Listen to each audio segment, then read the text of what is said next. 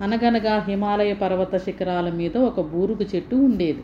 విశాలమైన శాఖలతో, విస్తారమైన కాండంతో ఆ బూరుగు చెట్టు తన తెల్లటి దూదితో మరో మంచకొండను తలపిస్తూ ఉండేది.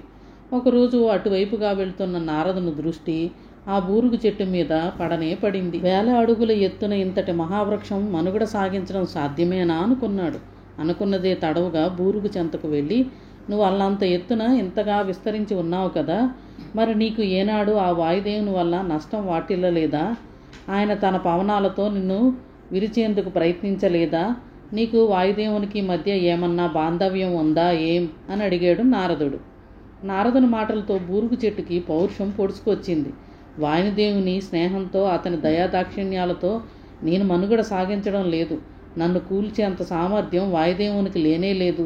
నా బలంతో పోలిస్తే ఆయన బలం ఒక మూలకు కూడా సరిపోలదు అంటూ పౌరుషమైన మాటలెన్నో పలికింది. బూరుగు చెట్టు మాటలను వినగానే కలహభోజనుడైన నారదునికి మరొక కథ నడిపేందుకు అవకాశం చిక్కింది. నువ్విలా మాట్లాడడం సబ్బుగా లేదు. ఆ వాయుదేవుడు తలుచుకుంటే కొండలనైనా కదిలించేయగలడు. మరి నువ్వు ఇన్నేసి మాటలు అన్న విషయం తెలిస్తే ఆయన నీకు కీడు చేయక మానడు అంటూనే బూరుగు చెట్టు గర్వంతో వదిలిన మాటలన్నింటినీ పూసగుచ్చినట్లుగా వాయుదేవునికి చేరవేశాడు నారదుడు. బూరుగు చెట్టు తనను కించపరచడాన్ని వాయుదేవుడు సహించలేకపోయాడు. వెంటనే ఆగమేఘాల మీద బూరుగును చేరుకొని, ఒకనాడు బ్రహ్మదేవుడు నీ సెంత తేద తీర్చాడన్న కారణంగా ఇన్నాళ్ళు దయతలిచి నీ జోలికి రాలేదు. నేను చూపిన కరుణ నీలో కృతజ్ఞతను కలిగించకపోగా గర్వాన్ని రగిలించింది. రేపు ఈ పాటికి నిన్నేం చేస్తానో చూడు అంటూ విసురుగా వెళ్ళిపోయాడు. వాయుదేవుని మాటలకు బూరుగు నిలువెల్లా వణికిపోయింది. ఇప్పటి వరకు తనకు ఎదురే లేదన్న పొగరుతో అనకూడని మాటలన్నీ అనేసింది.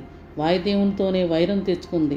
నారదుడు చెప్పినట్లు వాయుదేవుడు తలుచుకుంటేనే కొండలు కూడా కదిలిపోయే మాట వాస్తవమే.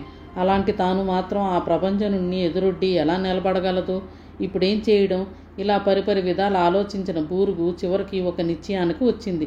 వాయుదేవుడు తనకు నష్టం కలిగించే లోపుగానే తానే తన కొమ్మల్ని విరిచేసుకుంది, రెమ్మలన్నిటినీ తుంచేసుకుంది, పువ్వులన్నిటినీ రాల్చేసింది, చిట్ట చివరికి ఒక మోడుగా మారింది. ఇప్పుడిక వాయుదేవుడు నష్టపరిచేందుకు నా వద్ద ఏమీ మిగల్లేదు అన్న నమ్మకంతో పవనుడి రాక కోసం ఎదురు చూడసాగింది. మర్నాడు వాయుదేవుడు రానే వచ్చాడు. మూడిలా నిలిచిన బూరుగును చూసి జాలిపడ్డాడు. నేను విధించాలనుకున్న శిక్షను నువ్వే స్వయంగా అమలు చేసుకున్నావు. ఇక మీదనైనా అహంకారాన్ని వీడి నమ్రతతో జీవనాన్ని సాగించు అంటూ సాగిపోయాడు. పెద్ద చిన్న తారతమ్యం లేకుండా తన పరిమితుల గురించి ఆలోచించకుండా ఎవరితో పడితే వారితో విరోధం పెట్టుకుంటే ఏం జరుగుతుందో ఈ బూరుగు కథ తెలియజేస్తుంది. గర్వం ఎప్పటికీ పనికిరాదనే నీతిని పదే పదే వివరిస్తోంది.